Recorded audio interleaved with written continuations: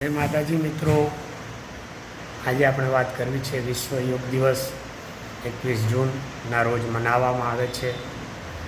આજે સમગ્ર વિશ્વમાં યોગ દિવસની ઉજવણી થઈ રહી છે, ત્યારે આપણે વાત કરવી છે કે યોગ કરતા રહો, તંદુરસ્ત રહો। યોગ કરવાથી શરીરમાં સ્ફૂર્તિ, લચેલું અને આળસ દૂર થાય છે। શરીર આપણું સ્ફૂર્તિદાયક બને છે। યોગ કરવાથી માનસિક તણાવ, ચિંતા મુક્ત બની શકીએ છીએ। આપણા હૃદયને પણ ઘણો બધો ફાયદો થાય છે। યોગ માટે થોડો સમય આપો।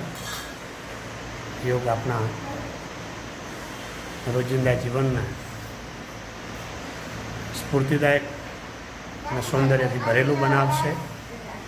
આપ યોગ કરો, કસરત કરો, તંદુરસ્ત રહો, એવી આજ વિશ્વ યોગ દિવસ નિમિત્તે આપને સૌને અપીલ કરું છું।